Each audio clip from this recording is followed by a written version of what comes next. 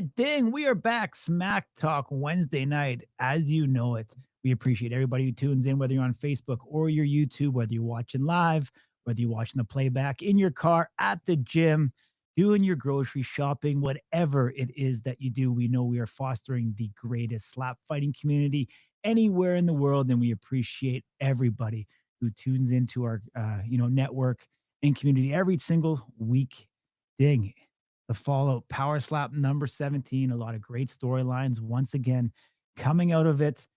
We're going to get into recapping everything, giving a breakdown. And I mean, right off the top, one Cole Young becoming victorious over Anthony Babyface Blackburn. Obviously, Anthony, one of the most dominant champions in Power Slap for a very long time. Things have changed. It's gone to upstate New York, and one Cole Young, the victor. We see he got a hero welcome going home and seems to be, riding quite the high there. Overall, Ding, what's your take on the entire Slap 17 card? Obviously, you and I did a preview show when we were in Nashville, and one of the things I was kind of largely concerned about was just putting new talent on the live card. Right, it's always risky, and I think, ultimately, it went both ways. I think Muhammad and Zhao was an incredible match. I think Muhammad, for all intents and purposes, kind of had a coming out party.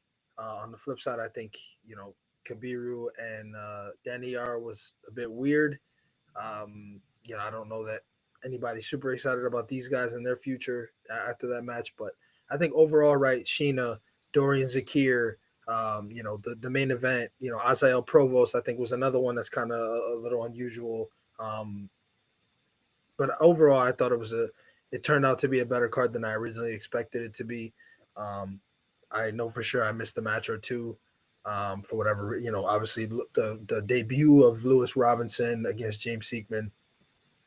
Obviously, chat is well aware of some stuff related to James Seekman, which I'm sure we'll touch on at some point in the show here. But yeah, overall, I mean, I think it turned out better than I thought, but I think some of the concerns I had were validated. And I think some of the concerns I had were,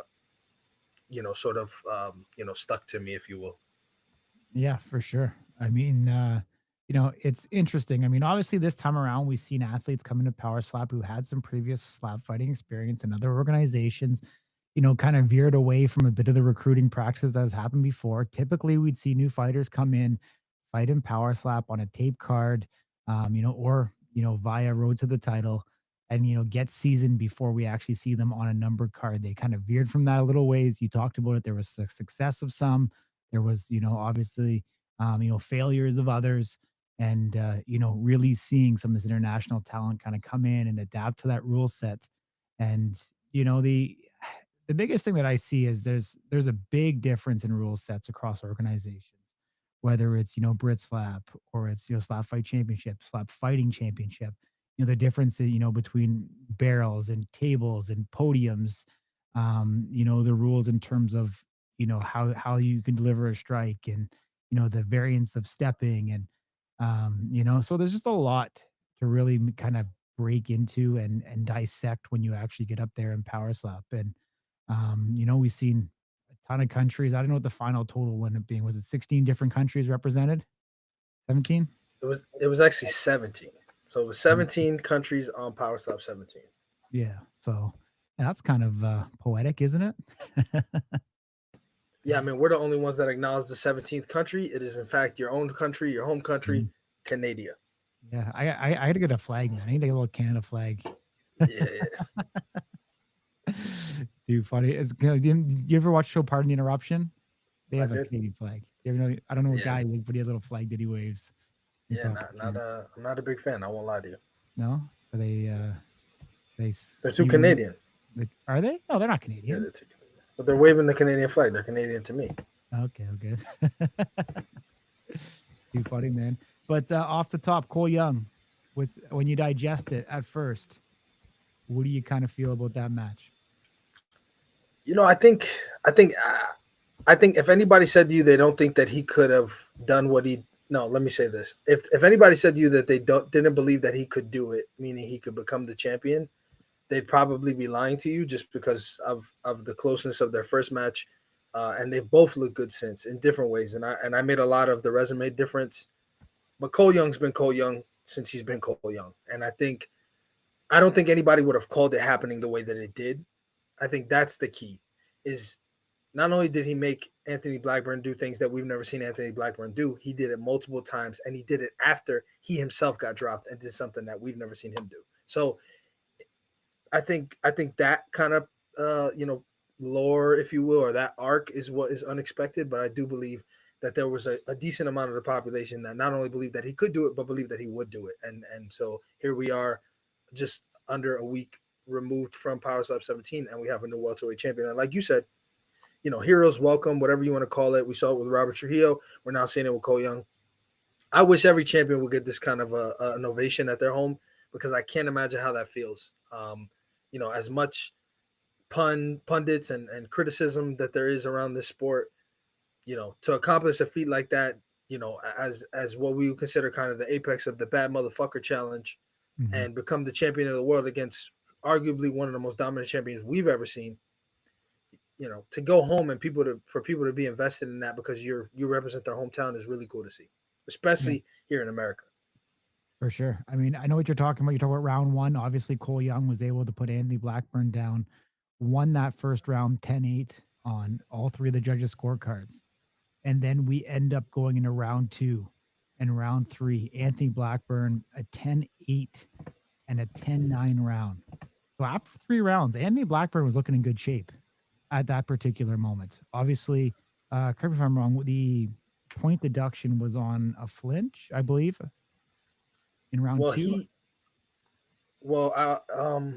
it's tough to remember this specifically, but I think round two Cole got dropped. Let me see if I can just pull this up so Yeah, I can be because so correct there, here. there was a point deduction in round two.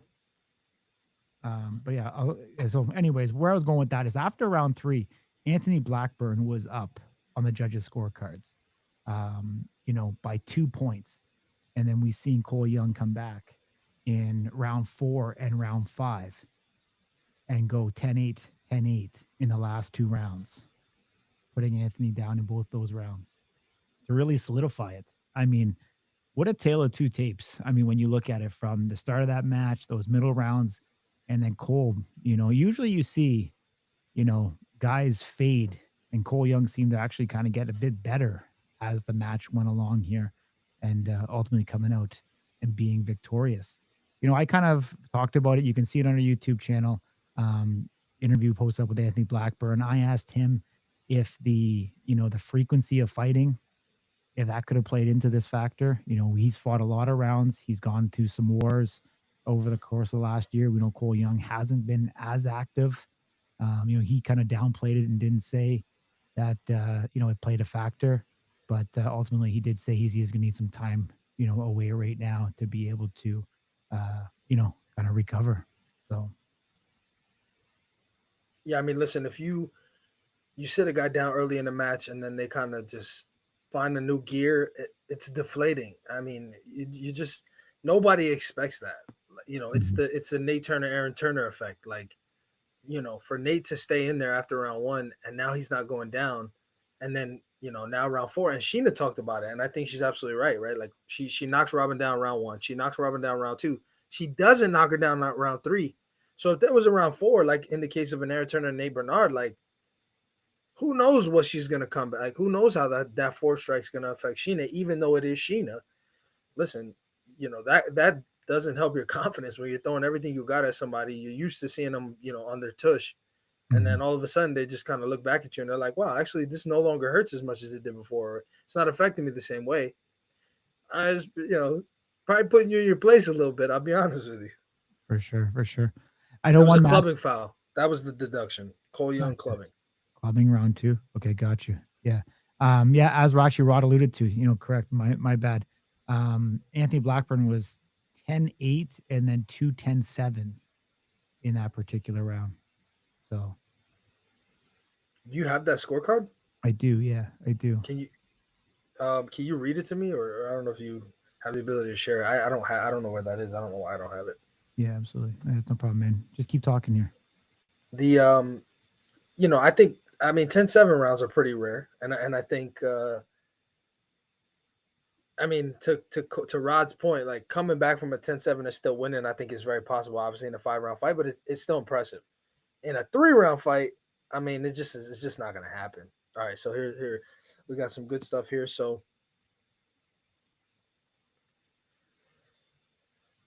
all right, something's Tony Weeks made a mistake, is what I see. Because Tony Weeks gave him a 10-9, even though it's a knockdown, and a knockdown automatically makes it a 10-8. So Yeah. that 47 is wrong. The point for the club. So he had one 10-7 round on two judges' scorecards, but the 3 10-8 rounds are what did it. Why don't I remember Blackburn getting dropped 3 times? I know the last two. I don't remember him getting dropped in the first. I mean, it was a bit of a stutter step, if I'm being honest. Like just looking back at it. Mhm. Um,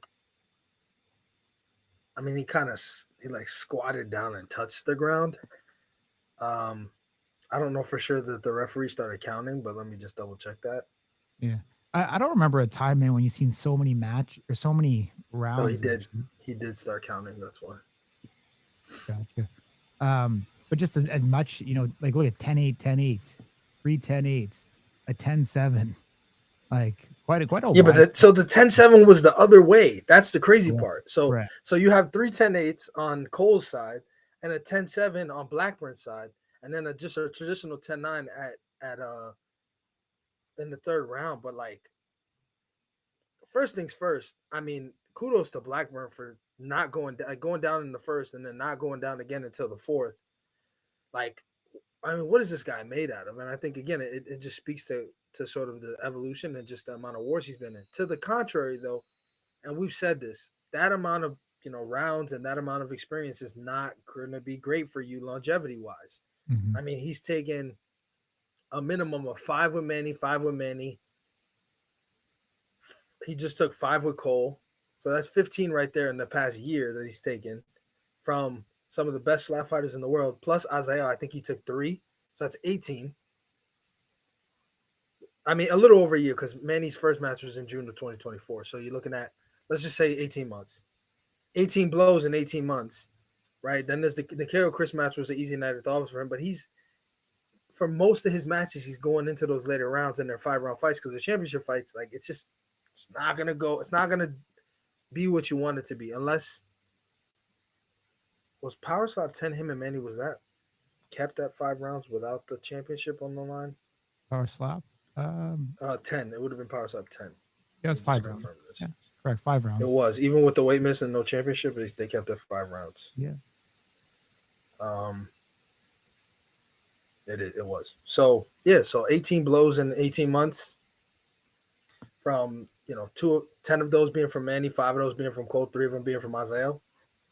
Not exactly the group of guys that you want to get hit by. And that's Mhm, kudos to Blackburn for taking the shots, but it's just I just can't help but wonder what that's going to do to a person. And we've always said the mhm, shelf life of Power Stop, I don't think is going to be more than like if you'd last 5 years in this game, I'd be surprised. Like mhm, it's shots from big guys and strong men and women straight to the head. mhm. These guys who go in these wars like the Dorians of the world. I don't know that they have 5 years in this thing because they're fighting these really tough competitors and For sure.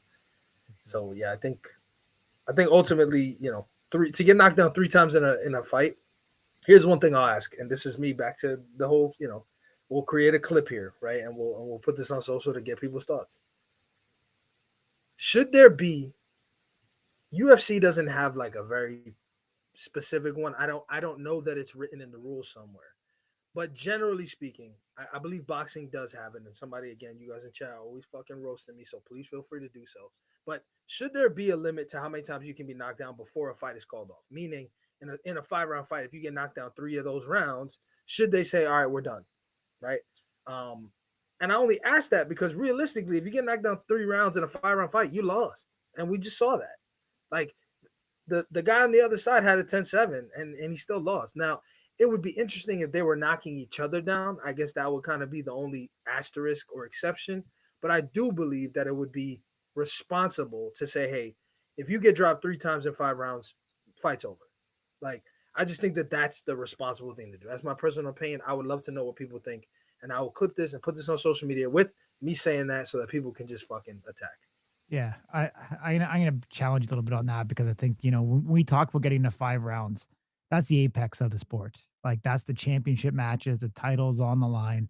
I get where you're coming from, but ultimately, like, we wanna see the best of the best, the cream of the crop at that, and I think entertaining wise, you're gonna miss out on some of that virality of power slap is any one given slap.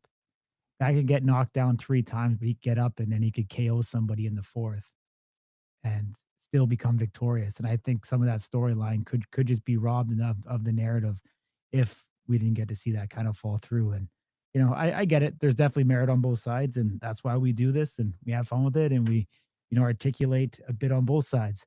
We didn't talk about this ding, and I'm might be kind of breaking the barrier. I'm going to put you on the hot spot here. But as you alluded to off the top of the show, we were in Nashville during the week of Power Slap number 17. Um, I'll just vaguely say we had a conversation with somebody from Paige Van Zant's camp. Do you feel confident at all of saying any updates from that conversation that you left away with, and if and when we'll see Paige Van Zant back? The seat's pretty hot. Um, so all right. So what I'll say is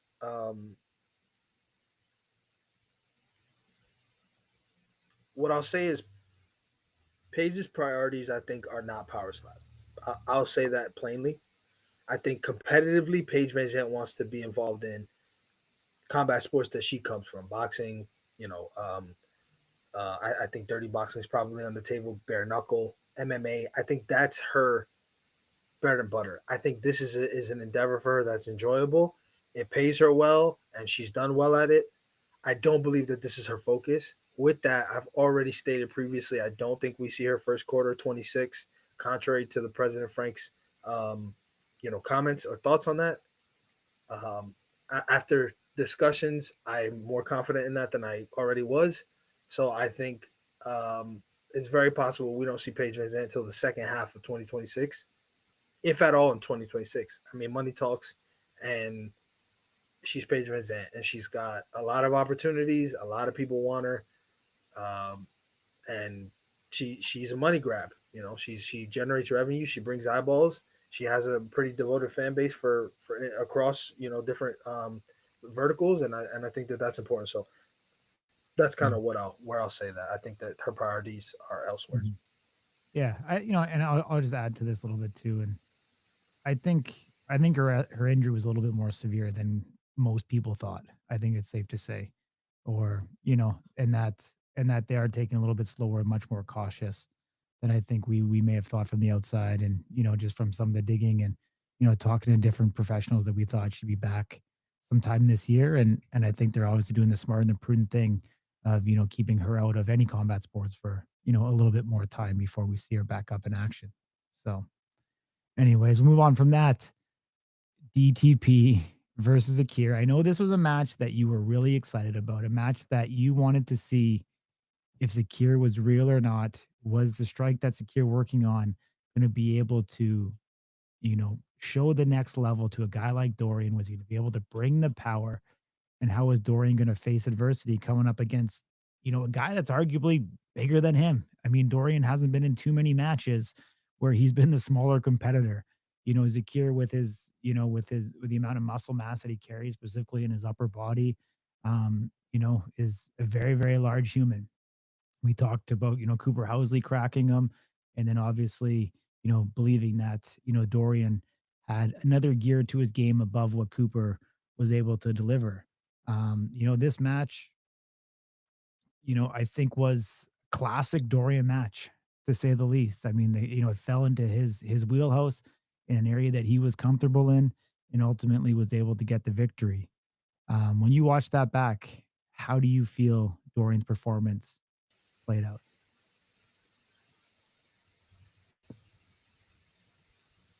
Hold on, let me find the asshole button and press it before I go here. All right, it's on. We got it. So I think here's the problem. If you and I'll take the criticism here and the roast, and I welcome it. If you if you can strike somebody and not as hard as you can, and not do anything to them the way that you do to Dorian, my theory is that you will not do anything to a guy named Damon DeBell. I think that Dorian's chin and the way that your strike affects him is a great, if I had to assign a number, I'd say it's a 90% indicator of what your strike will do to Damien DeBell. And I mean, we saw this guy's face, swell up, and he looked like he fucking had plates moving in his face and his cheekbone was migrating. And this guy was not only continuing to get hit, but looking better and better. On the flip side, I will backtrack and say that I actually think that I overestimated the power difference between him and Cooper, because on the flip side, I thought Zakir looked great. There was one moment where it was a little questionable, right? And then he starts doing the whole because Dorian's dancing, and Zakir's like, "Well, hold on, bro. Like, take it easy, man. I'm good." Outside of that, I thought it was as DTP a performance as you're gonna get. I think he's one of the only guys that you could ever see, endure that kind of, facial trauma and just press on like it's nothing. I swore, and I said this on the live show at the time during the watch party. I was like, "His something in his face is broken. Your face doesn't just swell up like that in that area. It wasn't really out this way. It was more out this way." Mm-hmm. I thought he shattered his cheekbone personally, his zygomatic arch, something like that, his maxilla.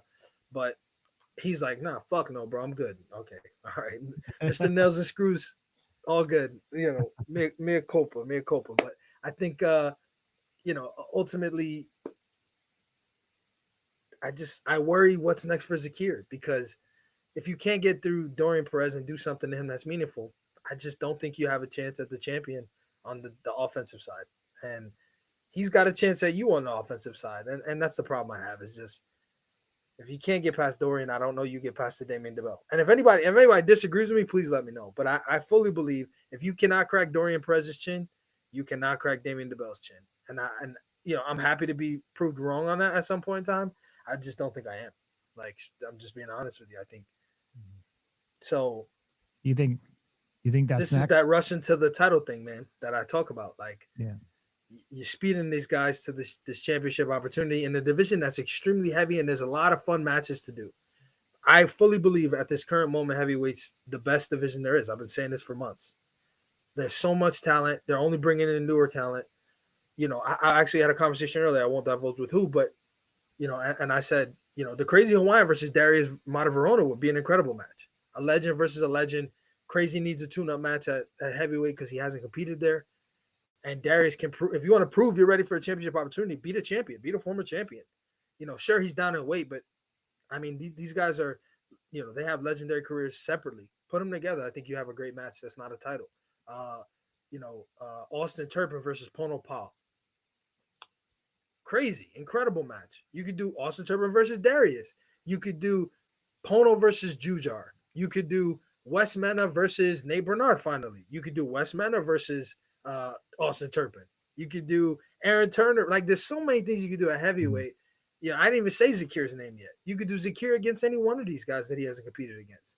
Mm-hmm. But, you put him up against the number one guy in the world who, is only just proven more and more. He got through, so he fought Damien DeBell, lost by the skin of his teeth. Gets through Ponopa, gets through Zakir Namabayev. So now what? Now he fights Damien DeBell again. If he loses again, then what? Dorian's got to either go up or down, because he's not, what are the chances? And that's another one, Cole. Turpin versus Lewis Robinson. Like, that's another player that's all in all this mix. Galushka, he lost. He looked great in losing. He just wasn't the star that night, but he looked fine. He was, smirking when he was getting hit. Didn't look like he was ever hurt. He's a big guy. Seemed like his strikes had a lot on him. I think Daniel and Kabiru both need a redo. I think they need other opponents that have experience. They've got to kind of get back to the drawing board, figure their stuff out, obviously heal up. I think Hulk hurt his hand and Daniel hurt his shoulder. Like, these guys got to get back to the drawing board, figure it all out, but then they'll come back. That's another two guys that you can add to that division that are Mhm. exciting. And you got Big Bird, who's just been looming, and we don't know what the fuck's happening. Bryce Mhm. Jones just lost, right? But he's losing a guy named Brian Kenny. That's another prospect that's exciting, right? Johnny Mhm. Mag, like Jordan Oasis. This list is insane. Yeah. It's talent stacked. There's so many fights you could do without trying to push people to this championship. And I just think for Zakir, they kind of put him in a tough spot because it doesn't matter who you beat now. You lost to Doran, it's gonna be a tough sell, man. For sure, for sure. I mean, you said all that, very valid points. You danced around the question, but What was the seeing question? What I missed the question. What was the question? I was going, DTP, DTP and DeBell. Is that the next Well, yeah, reasonable thing? I didn't allow you to ask the question, so I I didn't dance know. around it. I 'Cause just didn't let you ask me I it. was getting there. I was getting there, man. I was Um, trying to get there. I mean, obviously, DTP is gonna need a bit of time away, so you need to shelve the bell again for that to happen. Maybe not. I mean, DeBell fought at Power Stop 14. He wasn't on 13. He wasn't on 12. He wasn't on 11. He was on 10. I mean, at this point in December, come December, he'll have fought one time in the last 12 months. I mean, for a guy that dominant, that young, who's been very vocal about the fact that he's not here for a long time, he's here for a good time. You got to make better decisions about his matchmaking. Just that's Mhm. just me being honest. For sure. Um, Cole, super heavyweight is most stacked. I don't agree with that. I think a lot of the super heavyweight talent is Young, it has a it's question possible. mark on them. Yeah, They're yeah, like missing, right? yeah. Like Lorenzo Slapdog is theoretically gone. Danny, we don't really know where to put him because of the match that he was in, right? You have James Reddy. I don't know what you're gonna do with a guy like that at this moment, right? But on the flip side, Cedric, you have yourself. Who knows where Stephen Rousey's at? Um, Lansing. Zach Lansing, not exactly the greatest. Oh, it was a joke. Okay.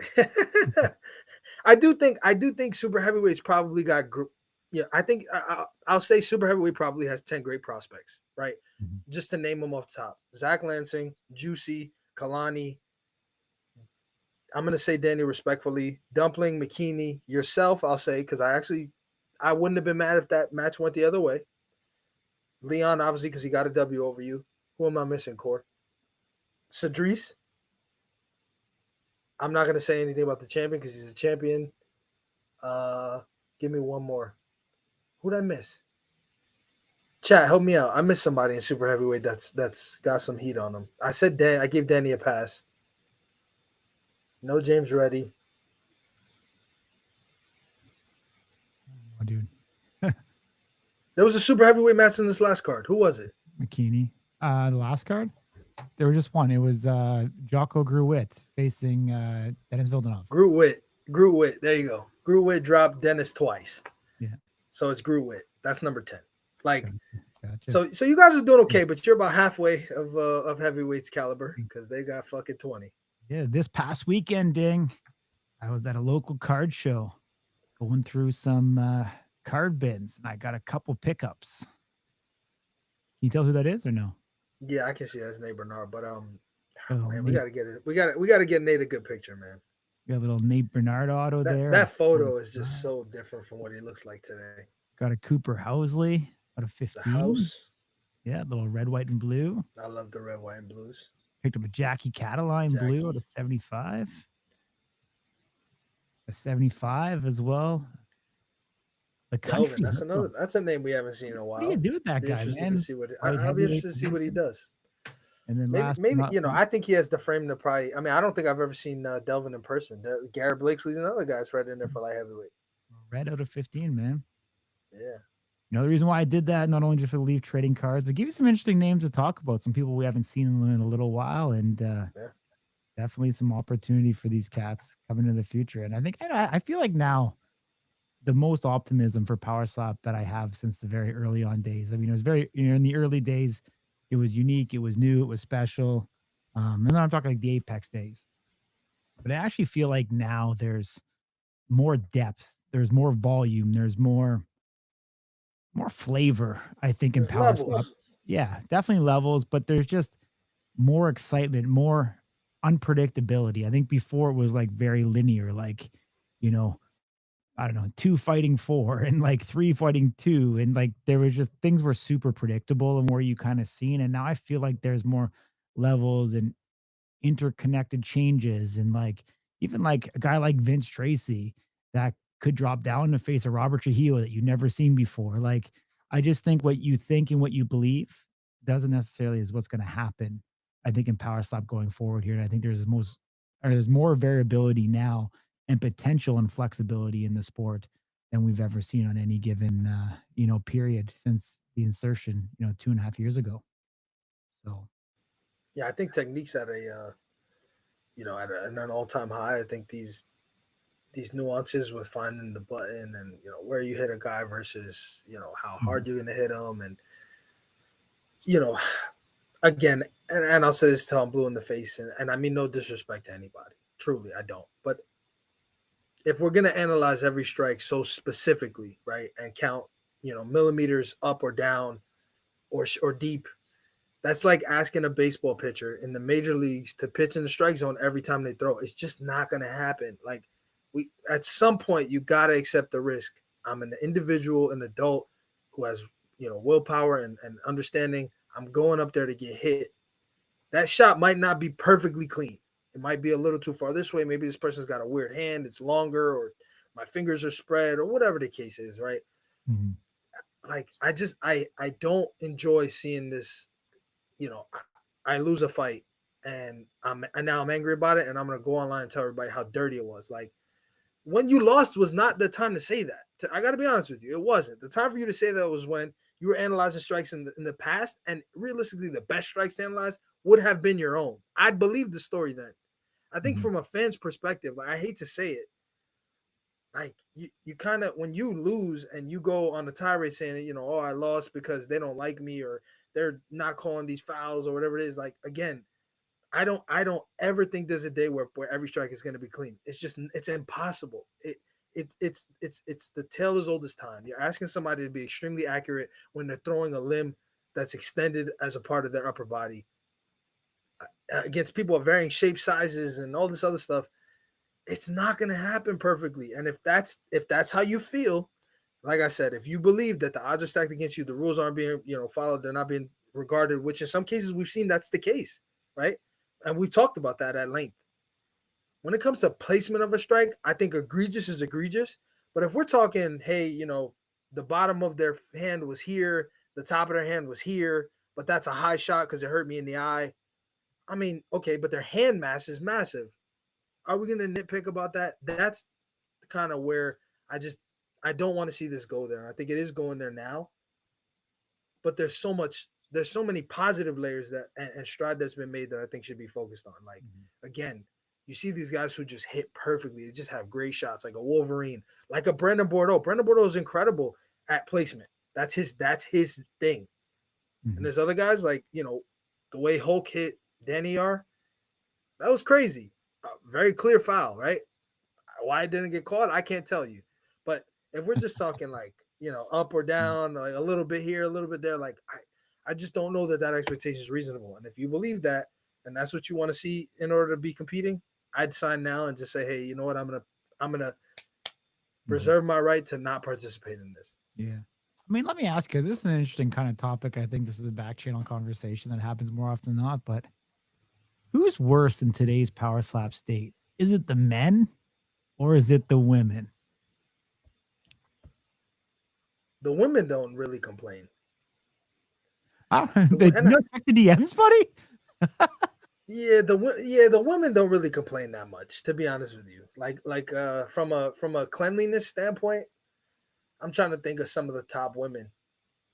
They really don't complain. There's one or two that you'll kind of see. They'll be like, "Oh yeah, this is bullshit," or they should have called this or that. But for the most part, I mean, also the problem is it's disproportionately male dominant. Mhm. Um, I just think again, if you lost, it's a bad time for you to say, "Hey, this was fucked up." It just the context is off. You're not in the right position to say that. Like, Mhm. um, that's just my opinion, and I get it. I totally get it. You lost, and you don't, you want to be part of a clean sport, et cetera, and all that. All that is great. But where was that energy when you were winning? That's my only argument. Mhm. Is if that was the case, you should have been scrutinizing yourself when you were winning, because nobody has all perfect strikes. Nobody does. So you should be going on YouTube or Instagram or whatever and showing your own strikes, and or calling up Slap City and telling him, give you the little lines, right? He's famous for the fucking lines on your face and all that. Have him help you out to show, like, hey, I'm not a perfect striker either. I should have been called on this. Then I'll listen to you when you lose and you have a problem with the way that it all went. But if you just win, and then the one time you lose, it's like, I fucking lost because they cheated. Come on, bro. Like, really, like, be a good sportsman. You're gonna win, you're gonna lose. You lost. Yeah. I mean, that's my only gripe. And again, I know people are gonna fucking get mad. We're gonna get DMs about it. I said it, me, not Corey. It's not. I said it, and I'll stand by it. Listen, I'm just telling you from a contextual standpoint, it just doesn't look right when you're like, hey, I lost, so now I got a problem. Well, where was your problem when you were fucking clubbing people? Yeah. Well. So anyway, one next match. No. Hold on a second. You do it from one controversy to the next. I think you got to go to Azael Rodriguez and Andrew Provost. Oh yeah, listen, Andrew Provost was doing the Zakir thing, bro. I'm not. I said it. I said it on the live show, so I can't even undo it if I wanted to. I said it during the watch party. You can go look at it. Azael got fucked. I don't know what to tell you. I don't know how else to say it. I don't have a problem with Andrew. I've never met Andrew. I've got no issue with the guy, but I'm just being honest. Those strikes were completely fucked up. That's not how he struck before. Those strikes were completely illegal. I don't know how he got through that match as a winner. Kudos to Azael for staying on his feet, but I mean, he was just getting slaughtered because he was getting hit with fucking crazy Kamehameha strikes like that. I don't know what that was about, and that's what I'm. Listen, I'll call a spade when it's time to call it a spade, but in most cases, that's not what's happening. And Azael got fucking disqualified for a shot that was like a little bit high. And then there was a big uproar. Oh, you should know whatever. But then you do the opposite. And it's like, hey, we're going to give people a little bit of laxity. The person who gets knocked out from a shot that's a little bit high is like, oh, that was a fucking club. I should have been called out. This person's a dirty fighter and a cheater. You can't have both.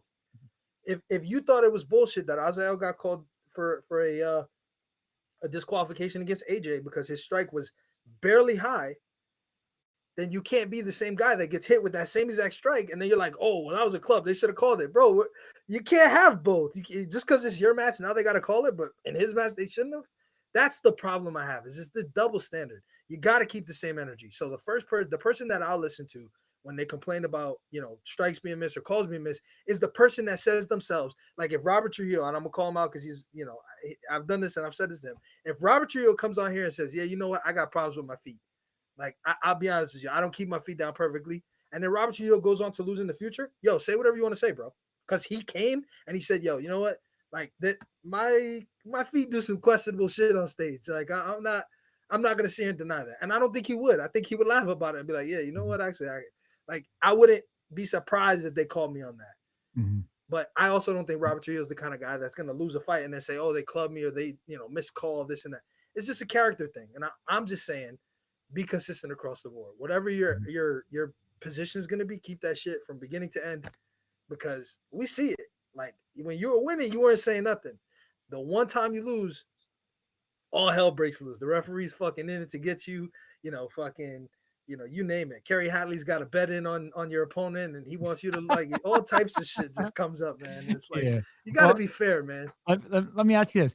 Who had a better two-step on that night? Andrew Provost or Muhammad? It doesn't even matter what Andrew Provost did, because Andrew Provost was just fucking, he was Goku in him, bro. Like, his feet don't even matter. Dude. He was literally going front to back, just like shoving the guy's face. It was the craziest shit. I couldn't believe I was watching it. I was like, is it like, he doesn't look like Zakir? This is crazy. Like, this is actually crazy. And, kudos to Azael again. Like, he ate him as best he could, but fuck that, dude. I wouldn't be surprised if Muhammad's right ankle's in a walking boot right now, man. Dude, he rolled that thing hard, buddy. Yeah, I don't know why I don't remember that. What I will tell you is, though, no, I don't. Not off the top of my head. I might have, during the live show, I might have been like, oh, his feet, whatever. But what I will say is, to hit somebody twice on the right, the first time you bust them wide open in a cut I've never seen in fucking Power Slap. Then you hit him again to pile on the damage, which I thought was crazy. But I don't actually know. Huh? That was his own doing, though. Like, the dip in to dip in to lower your eye the way that you did. Yeah, but a lot of guys have done that. We've never seen any. Like I would expect the Iron Palm guy to be the one that's going to crack you open like that, not an MMA You fighter to talking just James suddenly Seaman? fucking. I mean, he was no. I'm just saying. No, Iron Palm is the smacking wrenches and shit. That's what they Yeah, call yeah. it. Oh, is that what they So called him? yeah, apparently that's what they call it. I'm What do you totally what do you what stealing do a you call phrase. it I don't now know after that to be a seeing it in fact. person? What do you see it now? I've never seen it in person. Well, seeing it on TV. A I think you have to loss? call What do you mean? What I call it? I call it a loss. you have to call it what Rod Olave called it. What did he call it? Flailing your arms in the air. Oh, yeah, yeah. Ronald is calling it fucking arm golfing, but yeah, It definitely didn't translate. there's something to be said for a guy who hits somebody twice on Mhm, one side, does incredible damage, and decides for whatever reason. I don't know if it didn't appear to be a move that the referees forced him to make. Switches hands and then sleeps the guy. Like who the fuck? Again, I had this conversation earlier. Like who calls that? What expert betting person is gonna call that? It's just not gonna happen. Like this was a great opportunity for an underdog to win, and that's what happened. yeah, Not like that though. Nobody was guessing that shit was gonna go the way it did. So yeah. All I'm gonna say to that go degree. all I'm gonna say is go back and watch that two-step and then come back and tell I me mean, I if can I'm go look at completely it now, wrong. but I mean, Slap City made a pretty crazy two-step video of Yeah. Andrew, and I was like, bro, that's not the part that I was so worried about. It was the other part. This guy was literally fucking Mhm, kamehamehaing Azael in the face. It was the craziest shit I've ever seen, and I cannot mhm, believe that nobody said anything. I even saw Herzog go like this, like to the officials, like to hey, mhm. double check that. So unless I'm fucking tripping, I don't know what that was. I got no answer for it. I'm not gonna disagree with anybody who has something to say about it. Yeah. And from what I've seen, Azael hasn't said a word about it, like publicly. Mhm. So if the Oh, guy who has the right to make that stake and make that claim doesn't say a word about it publicly, or if he was saying it, he's not saying it anymore, which, we're only 5 days removed. I'd expect him to still be going on about it because it was mhm, fucked. It wasn't one strike, it was three strikes the same way, and they were all terrible. And then you add the stepping in, and that's even worse. Like, mhm. Well, yeah. it's tough, man. Tough sell. I don't know. I'll just leave it at there. It's been one of those shows. I mean, Jason Herzog seems to be in the rumor mills these days, so No, so what I leave will it say there. about Jason, what I will say about Jason Herzog is Dana White went on TMZ and stated that any reports, he didn't name Jason Herzog, but any reports that there are hundreds of fights being reviewed by the FBI for the UFC is completely untrue. So what I will say is that takes away the amount that people are attaching to Jason Herzog's name.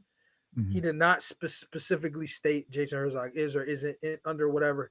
I can't speak to that. What I will say though is, and you can go back weeks and weeks and weeks and weeks. We have said on this very show. I don't know if Corey agreed with me or not. I don't remember, but I will say I can speak for myself. I have stated Jason Herzog is the most defender-friendly referee. If you're a defender, you want Jason Herzog as your ref. mhm. That's all I said. But he's consistently defender-friendly. So unless he's just coincidentally, I mean, that just doesn't make sense because everybody's a defender at some point, and he shows the same Mhm. leeway or gives the same, for runway to everybody when they're on defense. So, For sure. and if you need, an example of that, look no further than one Nate Bernard. Absolutely. Yeah, let's change gears. Sheena Bathory, Robin Werschek, one of the most dominating performances from a scorecard that we've seen in a very long time. I don't 30, know that we've ever seen it. Yeah, 30. I 30 don't know that we've ever 24. seen 30-24. I can't. If we've seen it, we've never seen it unanimous. I can guarantee you that. We may Mhm. have seen it on one. There's no shot we've ever seen a unanimous 30-24. Yeah. So across the But board. Fap or Dwayne, somebody come on. What do you Fucking mean? run the numbers and tell me if I'm wrong. Yeah, but one of the interesting things, obviously, in the interview that's posted up on our YouTube channel right now with Sheena Bathory, she talks about Robin Werchek, getting hit and just keep on continuing, getting better in the fight. She said if this was a 4th or 5th round fight, she thinks she was in a lot of trouble, which is interesting to see. Because Robin seemed to get better as the match went on. I don't know if that was nerves, inactivity, not being able to, be up there, in the last little bit. But obviously Robin lost the way that she did, but she definitely showed a lot of heart, grit, and determination to be able to, take the shots that she did from Sheena. Yeah, and listen, I gotta show mad respect because if somebody hit me like that in round one and I went down, I'm just gonna fucking stay there. Like the canvas can't be that bad. I'm just gonna lay there, bro. Straight up. So then she did it a second time. And Yeah. then the damn crazy woman, and obviously much respect to Robin. I actually like Robin a lot. I think her personality is incredible. But the damn woman, she she just took the third shot and was like, fuck it, I ain't even gonna sit down this time. Like, Yeah. girl, lay down. Damn. She didn't even lay down and she still got 30-24. That's fuck, man. I mean, again, this is one of those where I'm like, I mean, you know, did you give Robin an opportunity to have a crazy moment in the third or something and come back? Sure. But like, dude, she got knocked down twice. Why does she need to get hit a third fucking time? Like in a 3 round fight, that's where my Yeah. issue lies. Like I'm erring on the side of safety. These Yeah. guys and girls are already taking shots to the head. Let's minimize it when we can. Like, that's the way I'm looking at it. I know the competitors that signed up Uh, for this shit ain't trying to hear that, but yeah. I'll leave it at that, man. I mean, I don't think you're doing any damage to Robin. That's all. But I'll leave it at that. have siblings ever won on a power slap card from? No, they have not. Not both of them. We are actually working on running that data. Yeah. But no, What a no shock, hey? siblings ever. Actually, we didn't talk about it. I don't know if we can talk about it or not, but can we talk about Huli or no? Yeah, it was published. It was published? Like, what a shock. I mean, because everything that we heard from Roe and from Huli, you would have thought Was that that he would be better, right? correct, That correct. he'd be like he'd eclipse Rowe, but hey, you don't know until you know, man. And at the same time, you know, fuck, man, I'm getting canceled all night, dude. But you know, that was a weird one, also, right? And then the context to that is questionable because, they post a clip, he gets knocked out. Kerry Hadley very clearly calls it a step instantly, and at some point in time, he goes back, they review, and they say no step. Here's the only caveat that I have. This is the only caveat, and this will probably be another moment that I clip. Just hear me out. On the website, and this is some nerd shit that most people probably won't know. The rules have been officially changed on the website 3 times. However, the implementation of the sudden victory round would have had to have been implemented into the rule set. The website's rule set does not reflect that. So theoretically, and this is not fact, but theoretically, the website rules is 1.03. That's essentially the third iteration of the rule set. That was published a long fucking time ago. I remember when that was, and that was when, what was the rule change at that time? The minor heel lift was changed and added in as verbiage. It Mhm. was a long time ago. I want to say like December last year, wasn't it? No, the minor heel lift was way before that. Before that? Okay. I would have to find the post on Slot News, but we did this shit a long time ago. The sudden victory was around December last year. I think it was right after Power Slap 9, so it would Yeah, have been yeah. like end of October, November. Yeah, right after the Crazy Y and Dumpling. Correct. Yeah, and I believe it was implemented effective Power Slap 10. So that would have had to have been added into the rule set, which means you'd have a 1.04 iteration. With the exception of the rules meeting that you guys have before your fight, which obviously Corey and I are not a part of and have never been a part of. We've only seen what's spoken about at the training camps. Is there a possibility that some verbiage regarding stepping has been changed to not affect the foot that is opposite of the hand striking? Because I've seen consistently people move that foot and they don't get called for stepping. But the rule set we currently have access to states if you Oh, lift either foot off of the ground, or it's not, or I'm sorry, I'm paraphrasing, but it says something very close to your feet, both feet must remain in contact with the ground. Lifting one of those feet would break that rule, which would mhm. constitute stepping according to the rules as they currently are written. Is it possible, however, that whatever provision was added in as part of the sudden victory round being implemented into the rule set, which would theoretically be 1.04, which we don't currently have access to, is it possible that something in there was changed and we just don't publicly know about it? Yeah, That's the best way to answer that question is from somebody in a fighter meeting who's been told this specifically yeah. and reiterated both feet must stay in contact with the ground, etc. But But part of that's that my as well. only. But part of that is now, remember they also now they changed it once again that you can lift your foot after contact. We've been told that by multiple sources of the fighters that once you make contact, that heel can lift afterwards. I think that's already written, if I'm Is not it? mistaken. Yeah, Okay, let me okay. just confirm that. What would be the word? Contact. So, but Pavlo Horlikin, as you're looking that up, I mean, what a performance he had. Watching his warm up strikes, I'm sure if you watched along as we kind of got some footage for you guys of the early training during the week of Power Slap 17, he had a very unique and different type of strike to go along. And he was able to put on display and took care of Mirza. Obviously, Mirza had some difficulties making weight, and it still didn't matter come to the end. Pavlo in a complete domination fashion. Yeah, that was rough. I mean, I can't help but wonder though. Obviously, Mirza missing weight. He didn't look good on the scale. He didn't look good up there. But Pavel, I think is, I mean, a Slovakian guy. Excuse me. I just think the guy's just different, man. Straight up, and he's been there. He does some.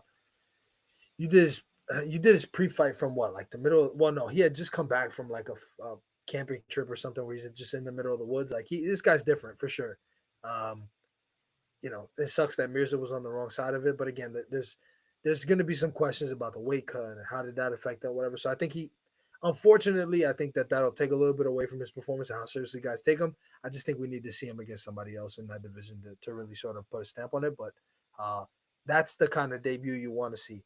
Just an update on this rule: stepping, one or both of the striker's feet did not stay in contact with the ground through the completion of the strike, including pivoting the foot.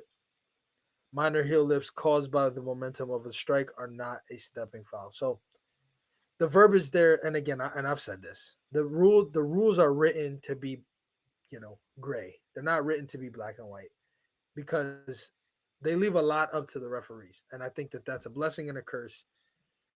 It's a curse because you won't have consistency by ref. It's a blessing because it gives some guys an opportunity to, come back from moments that maybe weren't their best.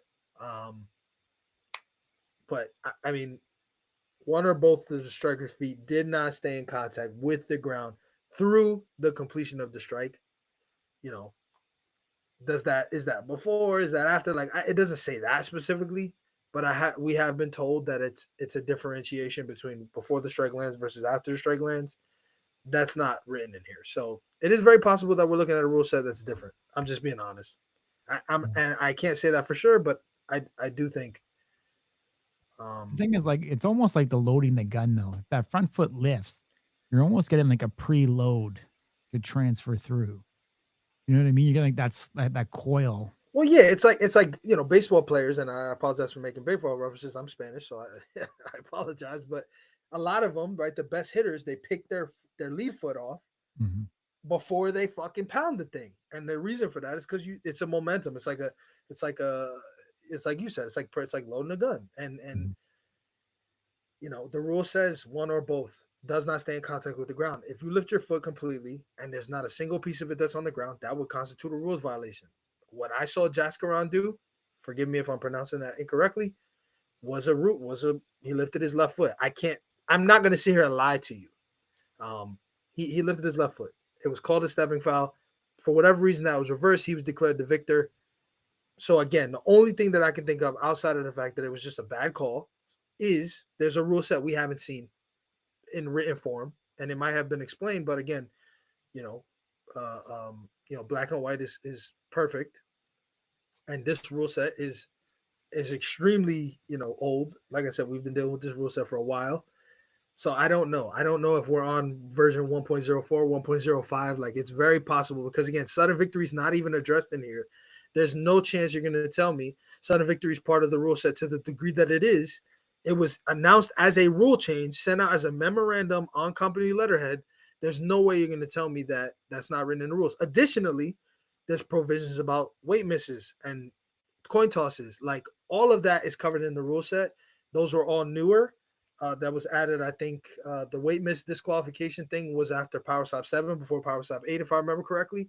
That is also not written in this current rule set that we have on the website. So hear me out, ladies and gentlemen.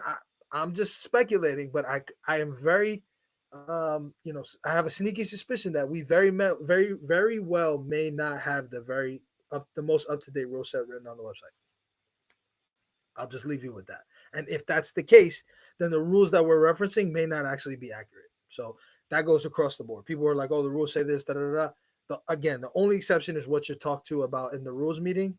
At which point, it looks like there is a striker that kind of wants to come in and give us some info on that. So we'll see if we can get him in here. But for those of you who have been in the rules meetings, that would be the only caveat to be able to sort of divulge to us what the vernacular is and how they're kind of phrasing that, because consistently the guys who lift that opposite foot do not get called for stepping fouls. Like, I've seen that. So something's got to be. We have to be missing. There's got to be a disconnect somewhere between the rules that we're referencing and the rules that are being spoken to us. Okay. Anyway, Sheena. I mean, what do you do with Sheena, man? I mean, 145 is already kind of slim pickings. She's taking out all the contenders there. Abby, I think, is a worthy contender, but the problem is there's no depth to the division. So what? After that, right? Her and Abby go at it. She takes out Sheena, or Sheena takes out Abby. Then what? There's nothing. There is no, and I think that defeats the purpose of kind of the road to the title or the trajectory of a division. That's the only problem I have with that match at this moment. Is just one of them beats the other. Then what? Yeah, I mean, I don't know. I mean, I think Sheena in the sport on a card is good for the sport. So I love to see her up there. I think her and Abby are the only thing that makes sense at this particular moment. We know for a long time Sheena's had the desire to compete as an MMA fighter. We know that's next for her. She's very clearly stated that she's going to take an MMA match in January. That's first thing on her match, and I believe Abby Montez is also slated to fight MMA. I think early December. So it's even like we're going to see a bit of a time away. I mean, Sheena came back and looked different. Let's be honest. I mean, she looked a lot slimmer in the face, had a different physique to her than she did the first time that we seen her in her dominant. I'll say dominant for a female, physique that she had before. She was truly a brick house. And seeing her back in the sport, like you said, there's not a lot for her at 45. I'm not sure she has any desire. I think she has to quite suck down to make that 45.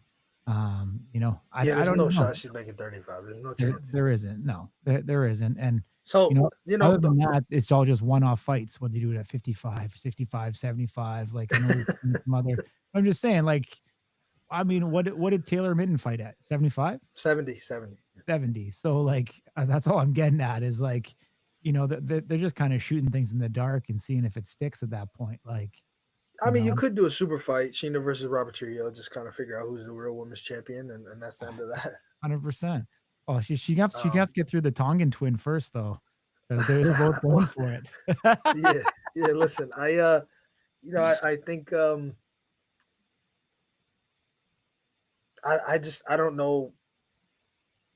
I don't know that 45 is anywhere close to being built out as a division, and that's a Mhm. shame for a person like Sheena, because she's been so dominant. Uh, every challenge she just walks through it with ease, with the exception of that one Jackie fight. But she Yeah. avenged that loss in the most spectacular way that you can. I mean, she dominated in that, and I don't think anybody expected that given how the first match went. So Mhm. she's special, man, in that Yeah. division, and it's just a shame because I don't think she gets that. I don't think she ever will get that respect until the division's filled out to the point where she can actually mow down contenders Mhm. consistently. Sheena's a person I can see competing, twice, 3 times a year to defend the championship. But I think we're years away from that, and that's the problem. Yeah.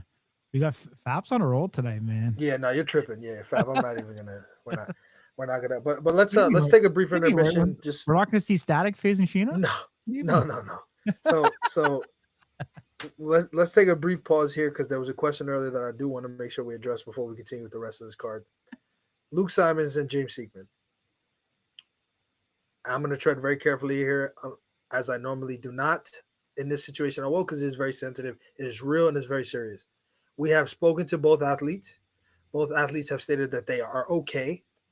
Uh, Police are involved.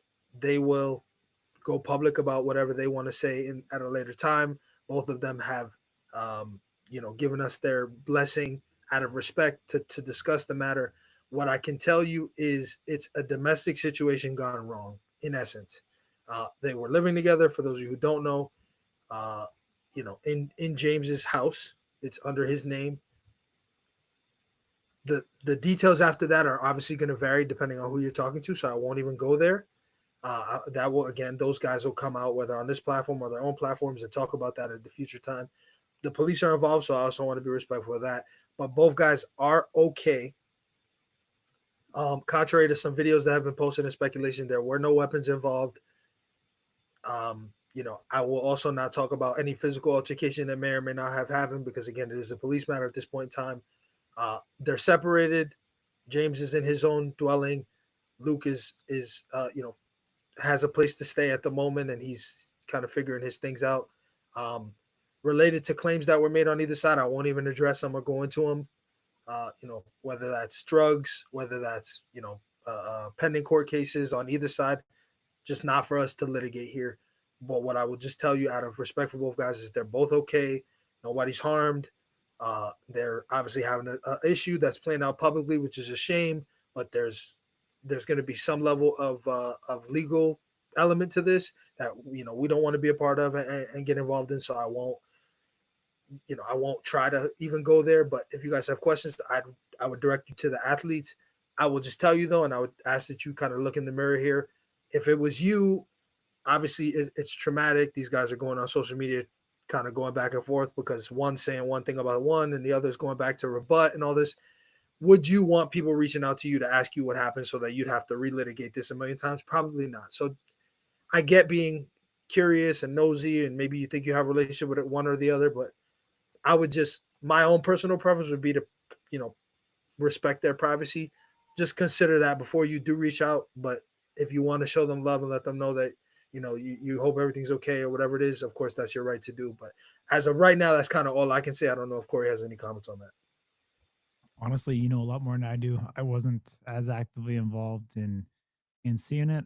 All that I can say, where was Isaac Gunther in all this? That's all. All right. On Hey, that note, dude, come um, on. They were like building like a powerhouse of slap athletes. and listen, I think that is there's something St. to be Louis said for. should be the St. Louis Slap Shack, I is what just it don't should know. be. Jesus Christ. I just don't know that a lot of people knew publicly that there was this domestic situation where these guys were living together. So Mhm. that was probably a bit of a shock, but nonetheless, back to, so we did Sheena. So now we're looking at Isaiah Provost. We've already I don't know if you want me to go off on that one again, but uh speak of the devil and he shall appear, James Siegman versus Lewis Robinson. Mhm. I think everybody was skeptical when Siegman came in at 214. Um, I don't know if you can talk about this, and to be quite honest with everybody, I don't even know the details here. Your understanding, and I don't know who you got this from, but your understanding was that he was expected to come in much heavier. Can Correct. you talk about that and what that expectation was and where it was born from? Yeah, I mean, that came right out of James Hinkman's mouth. James, heading into the match, stated to us that he was back up in the high 230s.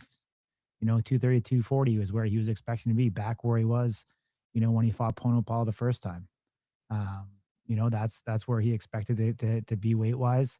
We was made, it was made apparent to us that he was going to come in, that he wasn't able to keep on that weight, the week of the fight. And it's actually funny because just coming on, he wasn't the only person that is, apparently had some issues with food over in Saudi Arabia, and just wasn't able to retain the weight throughout the travel, whether it's picking up something through traveling in an airplane or something over there from different bacterias or anything, just with whether it be water or food related illnesses, etc. But I can just say this: like James Seekman didn't look like the James Seekman of old. We haven't seen James look good in a little bit. I don't think shaving the head helps, too much. But James Seekman for a lot of it, kind of found himself in a situation where, he was giving up 20 plus pounds. And one of the things I think that gets underestimated as well in that particular match, and Lewis Robinson talked about it. He's I think the guy's all of 5'8", maybe. I'm not even sure his official height, but He is very short, and I have his height at 5'7". 5'7". So if you take that into consideration, if you take into consideration being that height and facing athletes who are going to be coming in, 5'11" and higher, guys right up to 6'7", 6'8", like a Nate Bernard, Aaron Turner type of thing. For your ability to hit the button and to find that button on a frame like Louis Robbins is pretty difficult. We see a lot of guys usually come under and up and hit the button on the chin here and get that whip across the neck. But if you're a much taller athlete, you're going to need to be changing that trajectory, and for you to find that button, that angle is going to become incredibly difficult. And I don't think Lewis Robertson, with one win over James Seekman, is some super prodigy in the heavyweight division by any means. But I think with his structural makeup, I think it actually gives him an advantage in this division. We haven't seen a guy this, I'll say, small in the division from a stature standpoint that has, and I think he's going to cause a lot of problems for guys putting him away because of it, because they've never faced somebody in that particular situation. It's like So, slapping Robert Trujillo at heavyweight. pretty well, yeah. It is. No, height wise, they're exactly the same height. Hmm. So it's you build it's a good point. It's a good point, Yeah, and I yeah. think But Seekman, I mean, what's next for Seekman? I mean, he's got to go to light heavyweight. I don't think there's any other option. I mean, You know, yeah. I mean, even at heavyweight, he didn't look great. Like let's be honest. If your nickname's the Iron Chin, and at this point you've now been dropped you've been dropped I think 4 times in your last 2 matches. Probably not.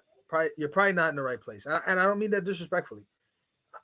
If you're coming in not it's 206, so if you're coming in 8 pounds over the 205 limit, like it really doesn't make sense for you to stay at heavyweight other than to satisfy, some sort of itch to prove that you can.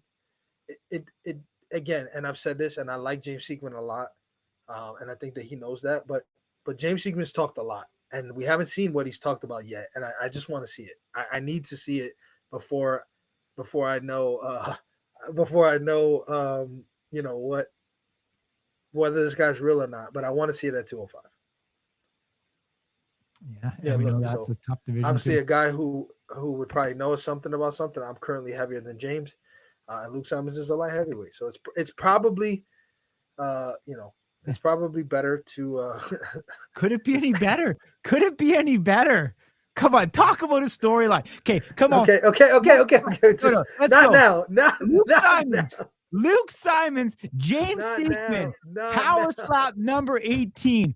Book that motherfucking fight right now. From the streets of St. Louis to the ballroom at Fontainebleau. Make it happen. Justin, make it happen now. Let's go. Book it. Light heavy. I'm out. You're fucked, bro. Yeah, you're about to be out. We're about to be out of monetization on YouTube, bro. You're fucked. Turpin Mirza both went into light heavyweight matches higher than James. Cole Smith is just throwing jabs. Yeah,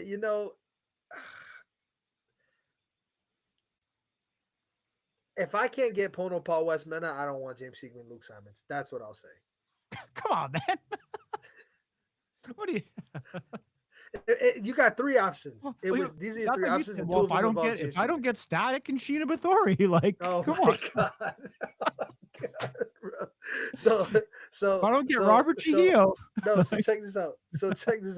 So I need West Mena Pono Paul, James Seekman, the Crazy Hawaiian, or James Seekman, Luke Simons. That's it. Those James are the 3 Seekman and options. Crazy Hawaiian at heavy.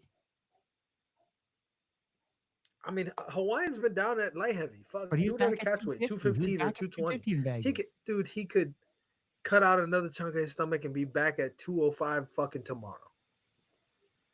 It's just as simple as some sutures. Like, but they got unfinished business too, man. Yeah. Let's not forget that like Jay Seekman's got smoked with the Crazy Hawaiian. I want that story to be finished. Yeah. The Circle one wasn't. It didn't exactly do it for me. No crowd, no gate. There was no tickets sold. this might get me in trouble, but maybe one day in the distant future in SFC, we'll see a three-way barrel match. The crazy Luke Simon and James Seekman.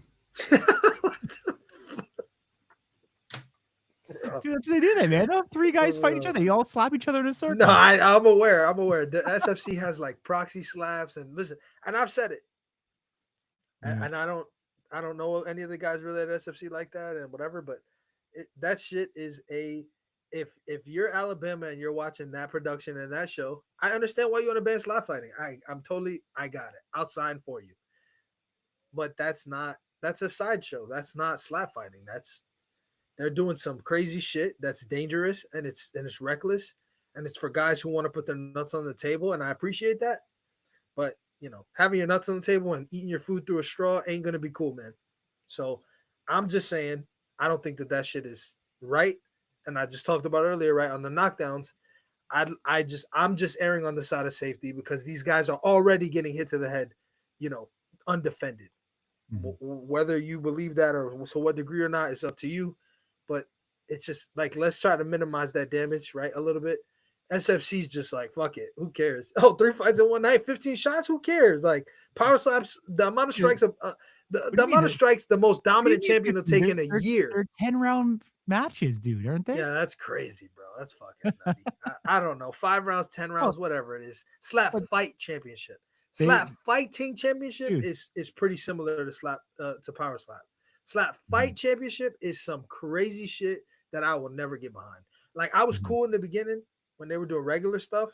Then I started seeing them do like same night tournaments, and fucking JT Tilly and Mark Coleman are sitting there fucking making rules up as they go. And there's like 2 for flinching and you lose a round like you're playing Uno, and get the fuck out of here. You're never going to get my buy-in on that fucking dog and pony show. And I had no problem with it when it was normal. The more weird shit they do, the more I'm out. Cause it's just negligent, man. Like I said, these guys are getting hit as hard as humanly possible to the head, undefended, as close to undefended as you're gonna get. Let's protect them as much as we can in lieu of that. I just don't think SFC's trying to. So that's my opinion. Awesome. All right, man, and if JT Tilly's got a motherfucking problem, no, I'm just kidding. I'm just joking. I don't want to smoke, man. I'm good. Who did we miss? We're getting a little crazy here. The show's been, I've said a lot of fucking cancelable things here. What is this Wukong Zhao thing? Have you seen this? I've seen him be written down as Wukong Zhao. I don't know what that means, but it sounds cool as fuck. So maybe we'll start calling him Wukong Zhao. I'll be honest, man. That was one of the gnarliest KOs I've ever seen in my entire life. Yeah. So from what I can see, Wukong Zhao is his fighting name. What you've seen before when it was Hongang, Zhao is his legal name.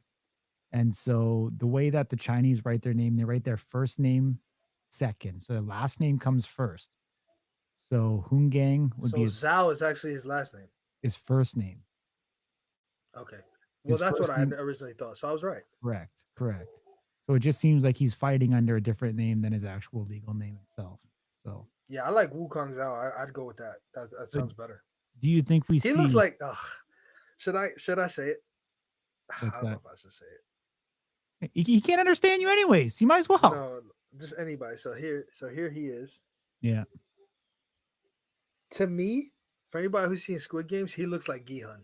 That's my own opinion. Have you seen Squid Games? No, dude. Okay, hold on. I'll show it to you. Yeah, I forgot. You don't watch TV. You're like the fucking. You're gonna tell me he looked like the guy from SpongeBob SquarePants, little blue guy, maybe. Yeah, I can see it. Yeah, a little younger. Zhao. But it's an older Zhao. 100%.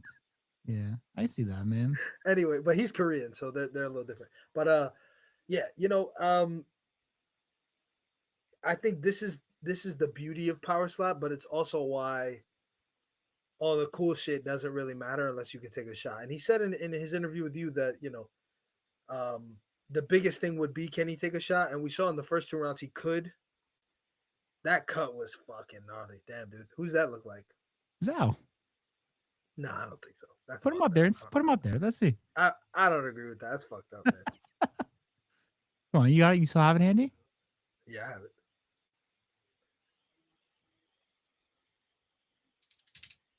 No, you don't see it? Yeah, you're fucked. You're fucked. I don't know what you're just getting crazy today. The you know the I mean, cut and all. I mean, that was all just very who weird. who in Power Slap would this be? Now, this is actually perfect. Oh, I'm gonna be an asshole, man. But yeah, Who would Mr. Krabs be? Um,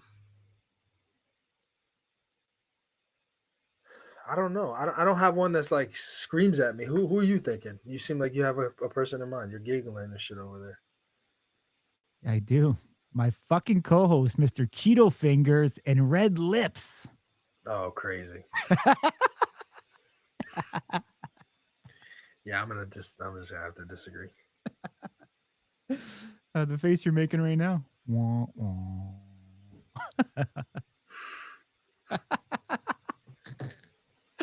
Oh man, what a I'd night! roast you, bro, but I'm not gonna do it. What a night has it been, buddy? Oh, All good right, so man. Zhao, yeah, Zhao Muhammad, um, What do you Muhammad, man, think, man? kudos to him. I had a I'm excited free. about Muhammad. Hey, hold on a second. I had a free Halloween post given to me, so I was pretty impressed by that, actually. A Halloween post. What are we Yeah, talking about? one of our competitors decided to help me do my social creative for the day. Oh, are you gonna And show it? I don't have it anymore. Do you have it? I don't know. I don't know that I'd call that guy a competitor. Whatever you want to call it, Since but we're going down this road slightly. I think someone sent it to you anyways. So I think I do have it. I was impressed by it, man. Like the creativity, the thought that went into it was quite caring and nice. So Yeah, I mean, I don't know what the right thing to do here is, but yeah, it's all good, man. all right. So here's our Halloween photo. There we I, go. I think we're pretty. I think we're pretty close. The news bros. Yes. I think we're pretty close, but in fairness, It's all right. My girlfriend calls me a lot worse all the time. So in fairness, if we're being fair, right? Because fairness is important, right? let's go. If we're doing twinsies, we got to do twinsies, brother. Me? You ain't gonna tell me that don't look like that motherfucker. I've seen him up close in person. Ooh. I mean, he ain't blonde and his hair doesn't hang like this, but this looks as close to an angry nose pug as I've ever seen, and that is that motherfucker through and through. And that's the only thing that I'll ever say about the guy on publicly ever again, because yeah.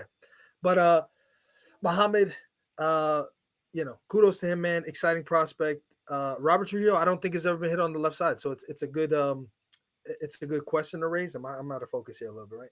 A little bit, yeah. All right, we're better. Dude, one that we just missed. I don't know why this was. Get into this? Come on, man. I don't think he's ever been hit on the left side. I don't think he's ever been hit on his left side. Whatever you can get Robert Trujillo, man. You're like fucking fan club number one here. You're like you can sit on the couch in fucking New Mexico for fucking 3 months, and you're just like, hey, Robert Trujillo's here today. Like, no, so Robert Trujillo, so it's his division, right? And I'm not sure. Maybe you might have just woken up here, but it's his division. He's never been hit on the left side. I don't believe. I could be wrong because he's fought a lot of guys, but I don't think he's ever been hit on his left side. That'll be interesting, right? Because again, this guy hit him twice with a right hand shot, hurt him, broke him open, whatever. And then on the left one, that was the one that cracked him, and he hadn't even been hit there yet. It was very unusual. So I think that creates some interest. And then finally, I think we talked about Kabiru and Danny R kind of being like one of those that's kind of got to hit reset on. But we didn't talk about Brian Ellis, Ro Montana, and I'll let you take it away here first because why not? Ladies first, right? So what's happening? Ro Montana, Brian Ellis. What are we thinking? What did we think of that match? I mean, thoughts. Brian Ellis back in the mix. You know what? Brian Ellis needed this as much as anybody else, to be quite honest with you. Ro Montana, a guy that had, a lot of praise coming in, showed off the defensive side. We know the brass like the whole, mariachi dancing and all the extra stuff that Ro was bringing along. I think ultimately that doesn't win you matches. Came up with a guy in Brian Ellis who is incredibly determined to get a victory, a guy that I don't have his record up on me, right off the hop here, but the guy that, seemingly needed a victory more than anybody else. Yeah, Brian's last victory was in December of 2023, or sorry, October 2023, when he defeated Evian Scott. He's gone on to have a Yeah, no so he's con 2-2 now. He's 2-2 now.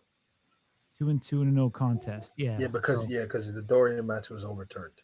correct. And then a loss to Aaron Turner. And so, yeah, I mean, you know what? It shows, definitely shows good for Brian to get back in the What? mix here with a victory and put his name in the hat in that incredibly competitive heavyweight division as you talked about. And I think for a guy like Brian Ellis, if he would have put up an L here in this situation, I think his career might have been quite bleak. And for him to get another opportunity to fight again in Power Slap, could be very, very challenging for him. So I think definitely getting that victory was big for him. And Roman Tanya will probably sit for a bit. I mean, he's been incredibly active guy since he's come into the league. Like, let's be honest, he's pretty He's much fought fought 3 times since June, bro. What the fuck is that? exactly, exactly. The So end of June, the last couple of days of June. So, totally. what I'll Oh, say about Roman Montana is he's very tough. He represents that Mexican heritage, really, obviously, pretty mhm, uh, to be expected. I think from the toughness department. I just think offensively, he's got some things he's got to fix. I've always believed this from the combine, and I don't know that I've ever seen him fix it. I think his strike it just ends like it just ends. He touches your face and it stops. I just think he needs somebody's got to help coach him through that follow through and really getting that momentum going. mhm. It's For structurally though, man. simplicity's sake, It's yeah, structure you though. think Yeah, 100% it because is. he's so broad. Yeah, yeah.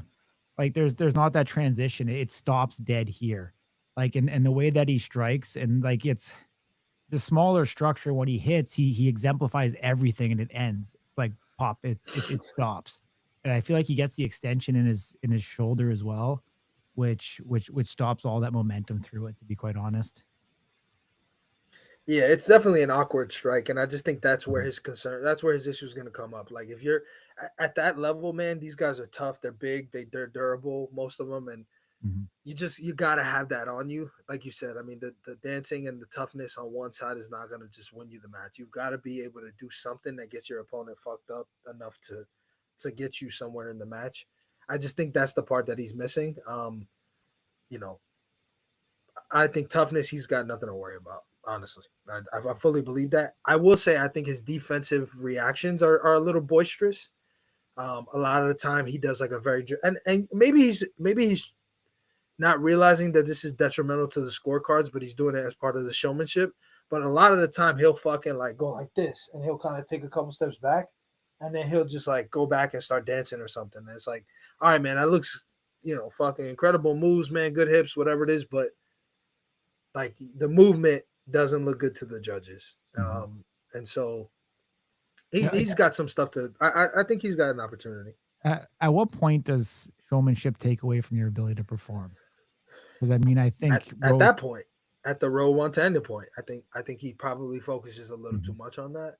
mhm, Um, again though, he's also being given a lot of opportunity in a short period of time, which I think is.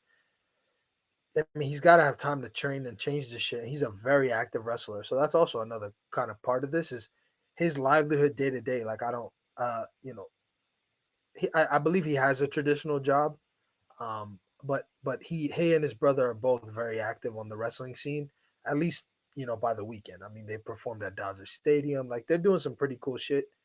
So a lot of his life is showmanship, and so it's tough. It's tough to shake that habit.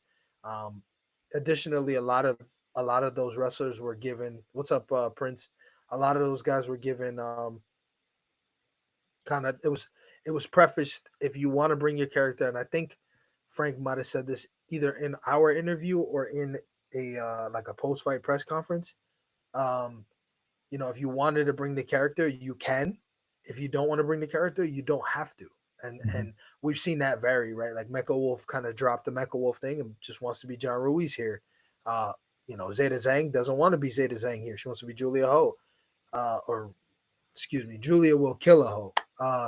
But Romantana wants to be Romantanya. That's just what it is. And so mhm. it's going to vary the success that they'll have. And I just think he's kind of got to figure out what that groove is. He's got a big frame, so I don't know that he could do anything about, going down. I think he's too high up on that like 55, 65 area. I don't think going to super heavyweight would help him. I think it'd probably make things a little worse because those guys are really fucking big. But he's just kind of got to figure out how to using his structure, how he can just deliver a more effective strike. Because it's not that he doesn't have power. I just don't think he's striking the most effective way that he can. Mhm. But I don't strike, so if Yeah. somebody if he watches this and says go fuck this guy, like hey bro, fuck me. I agree with you, man. Yeah. I don't know.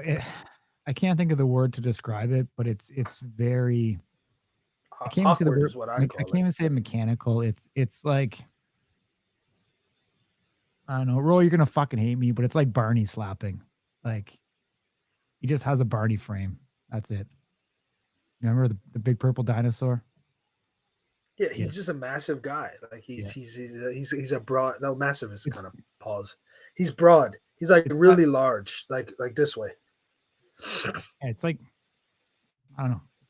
It's like the Barney Waddle. Like the I don't know. I digress. Roy will never Yeah, interview with me again.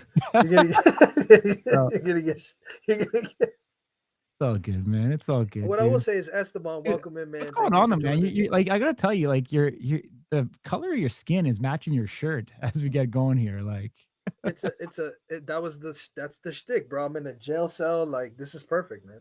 yeah. Um, Tim says Zhao should have won by DQ. I'm a tie with a clear step that wasn't called on the TKO.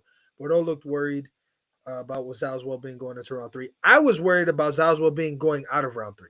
Um, I thought he like that optic, like him like laying there with the eyes like rolled back but open, like he looked fucking. I don't even want to say it, but he just looked crazy. So I'm glad that he is okay. For Esteban, my friend, I'm your number one fan.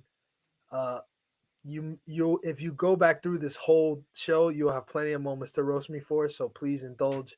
Run that watch time up. I appreciate it very much in advance. Yeah, And and I just Cole, gotta I say, think that's man, super. I had your back. We were talking Mexicans in the pre-fight show, and I said you were a proud Mexican, and Ding forgot you. He forgot you when he was naming the list of Mexican Fucking guy, fighters in America. So, crazy.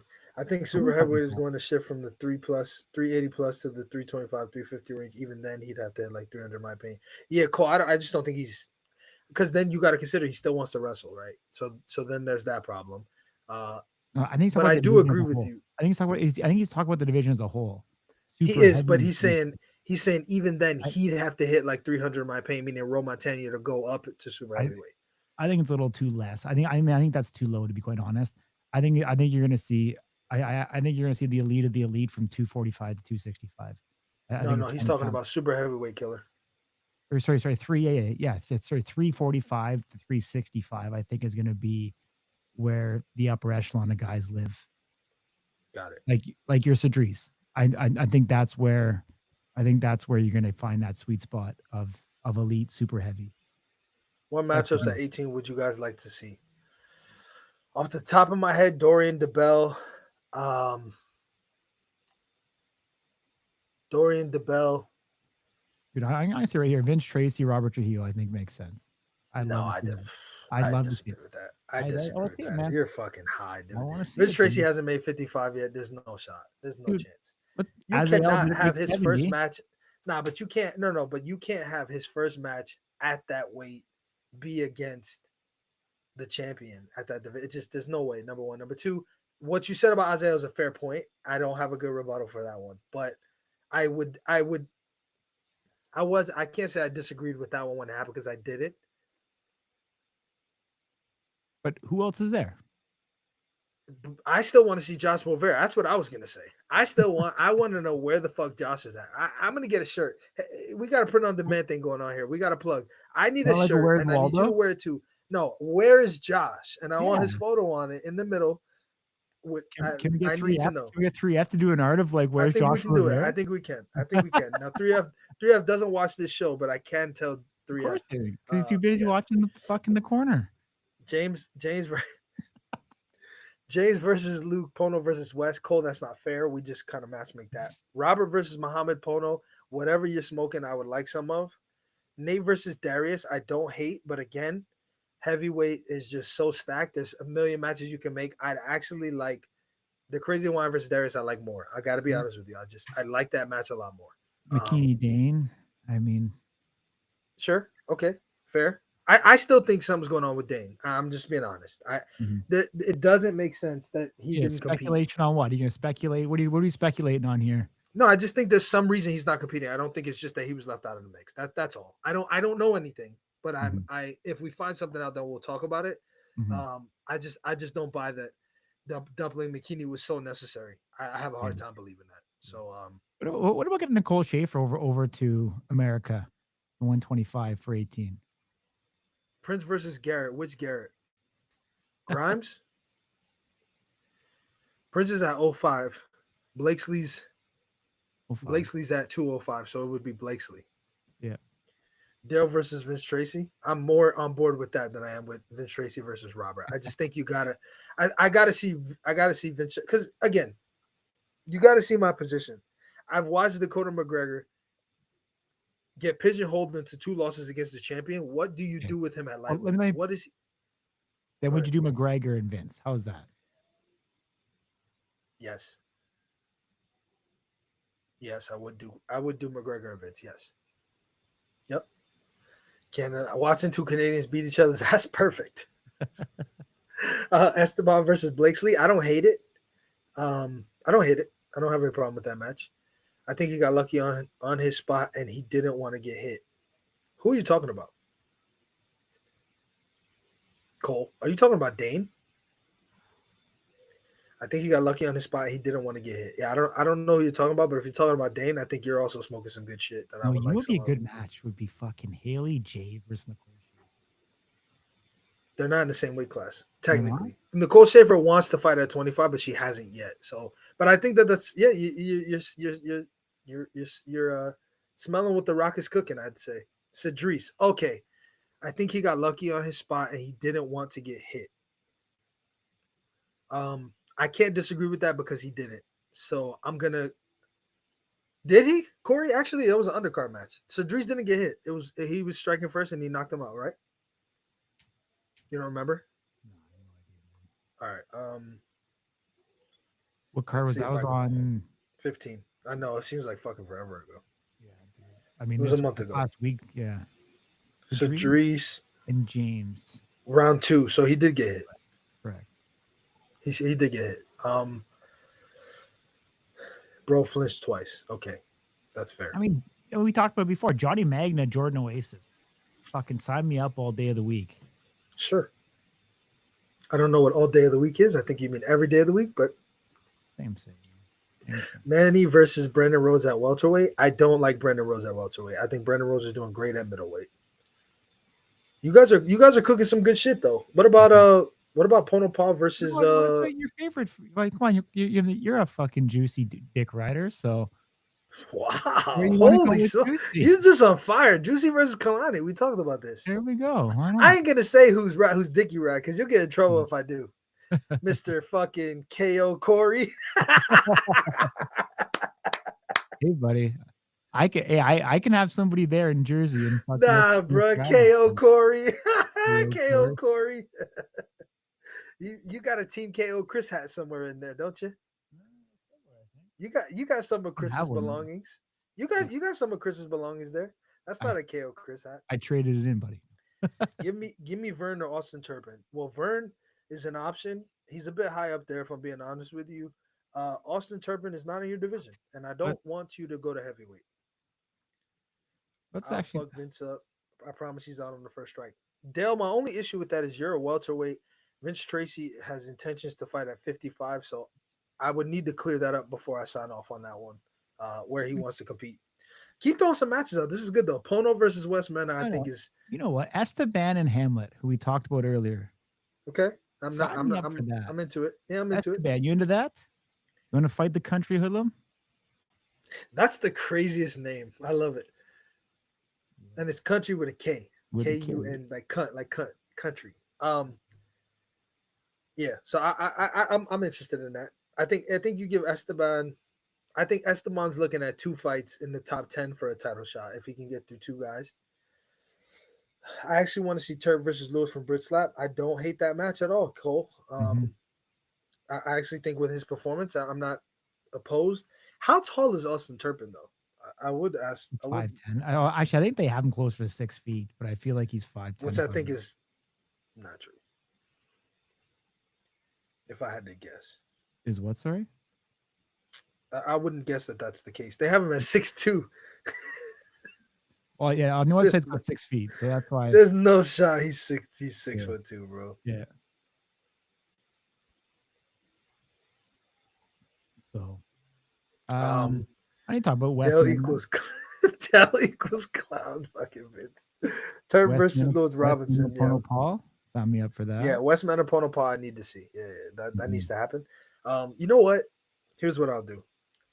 I'll do this just because I've been wanting to do it, and this is a good form to do it because you guys who are here should be rewarded. So I will do this. This is never before seen footage.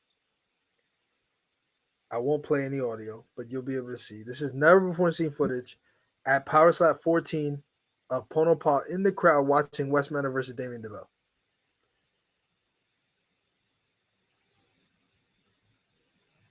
He fucking erupted. And Pono remembers this. Am- And that would be, if you guys know who that is, you know why that individual was also happy. Um, I think if eh, Wes sees that, Wes probably not going to be too happy about that. Does anybody know why on the Power Slap website Cody Young is ranked number 3 in light heavyweight? Did I miss something? Wait. I think you're trolling. No, I'm actually legit not. I'll show, I can screen share with you, buddy. I'm actually not even. Hold That's the on, I pulled it up. yeah, but then the viewers can't see Oh, it. no. Oh, no. Right here. Damn. Cody Young, number 3. Yeah, I got no answer for that one. Hmm. These guys are chirping in chat. Like, dude, you guys are too funny. They haven't given me anything at this point. I need to start calling a higher ranked 205ers. I agree with that, Esteban. I think guys that are you're 10, I think guys that are like 7, 8 is probably where you should start. I think saying Vern Cathy's a bit out of your wheelhouse. Who do you guys think Bordeaux should fight next? And then he went on to say Bordeaux versus Darren Godfrey. I disagree with that. Darren Godfrey is. How do I want to play this? Darren Godfrey is close to the next for the title. Let's just say that. So I don't know that he needs. I don't think he needs like a tuner match. I think he's probably Yeah, solidified himself as next but for then the title at some point. what do you do? I mean, I know it's touchy. You know what? Fuck it. It's not No, don't fuck it, bro. not Don't fuck it. motherfucking Marshall versus Brandon Bordeaux. Okay, that's a good one. Book I it. like that one. Book it. 6 versus I like 1. that one. I like that one. But what else you do with Bordeaux? Like Yeah, I mean Bordeaux's either got to make a decision to go up, down, or fight back. But fighting back is probably 4 or 5 fights. I don't know that he wants to even do this that long. Plus, that's 4 or 5 people you got to beat. That's a lot. Yeah, I think but we what do you just do with said a them lot then? of matches. Then like Bordeaux, what's next? I mean, we've talked about the John Davis fight ad nauseum.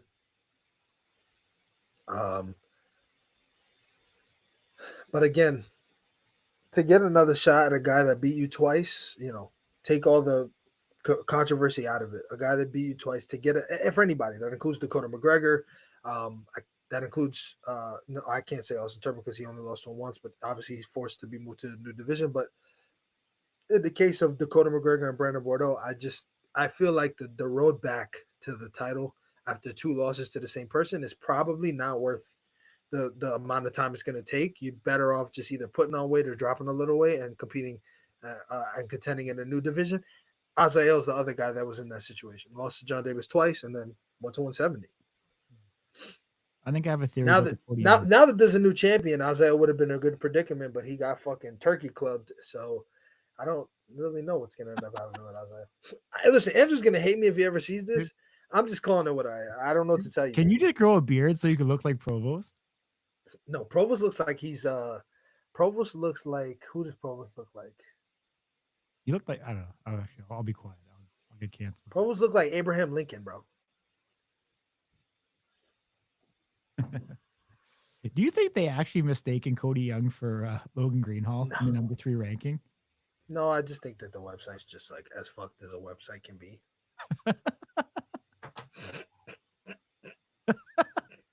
Too funny. Amish Uh, Esteban, you know what? I don't disagree with that, man. That's a good call out. Amish. Cody or Andrew Provost Amish. I could live with Oh, that. he is in Plattsburgh. I'm sure there's a couple up there. Probably. Yeah, upstate. Um, Yeah, what look, else? check this out. This will go out. So if anybody wants to steal it, you won't be able to. But look at that. We're just talking about it. And the man is delivering it. So the crazy Hawaiian won, Dane lost. Pono Pa lost, the Chief won. Both the Thomases lost. Did I miss anybody? And that's what I'm getting in real time right now. So we still got a couple to go. What do you Sheena and her guys brother. think of Dumpling at heavyweight? Like, not a Fuck fucking no. chance in He's hell. not making it. Yeah, he's not making heavyweight. That's 125 pounds. He's a farmer from Russia. Probably doesn't have he's probably allergic to the gym. Yeah, I don't think that It's not like happens. he knows And what I'm gym. actually very sad that I don't want the Oh, dumpling to lose, man. I like the guy. He's I mean, hilarious. in the preview show, I mean, you talked about it, and you thought this could be the last we see of the It Dumpling. probably is, man. It probably is. I'll take anyone at this point ranked third. Yeah, Cole, you need to be back up there, man. I agree with this. I don't know about a cab driver, but yeah. Dumplings never making heavyweight, but I appreciate the question. What sense does it make to fight down? I'll tell you what, come find me when I get my belt. Okay, this is Vincent Dale Minner exchanging Tinder profiles. Esteban, you missed Isaiah and I. I missed Isaiah and you for what? I missed Isaiah and you for what? Your rank don't mean shit, boss. He can. He was at 280. I punched down 3. Yeah, but he's older, man. He's like I said, he's older. He doesn't strike me as a guy that's like looking to fucking get on Jenny Craig or Slim Fast. Like at this point in his life, his life's good. He gets paid well. He's a farmer. He seems to not care for the glam and the glitz. Mhm. Um, I don't know that there's enough motivation for him to do that. Imagine going down to 265 to compete against Damien DeBell. Can you imagine that? Like cutting 120 pounds and that's your fucking that's your challenge? No shot, dude. No Oh, shot. he's saying on the family card. It's Did they fight? siblings, bro. It's siblings. I know you want the world to be about you, brother, but it's siblings. And you guys, last time I checked, are not brothers, unfortunately. Um, we match, guys. You guys are stupid. Keep trying to stay relevant, kiddo. Me versus Bell. I think you're close, Pono. Honestly, I mean, I think Dorian's probably got a better stake to claim there. Actually, I'm not gonna say probably. He does. I think Dorian has a better stake to claim there. I think you're probably right behind him. But I'd like to see you versus West because, I mean, I don't know why that match was never made in the first place. Corey doesn't like it. I'm not sure why, but maybe he I'd can like to tell see us. Pono and Zakir. I'd like to see Pono and Zakir. That would be an entertaining match. I would actually love to see that match. Now that I think about it, Crazy. why not? Yeah, look here. Like I'll show you, Esteban. Just so I can prove to you that I'm not lying. I'm not full of shit here. It says it at the top. It says sibling. I don't know if you can see that sibling curse. Sibling. So, um, but I will. Maybe I'll make one that's nephew and uncle. Who's Just for you. who's who's who's nephew and who's Robert Trujillo?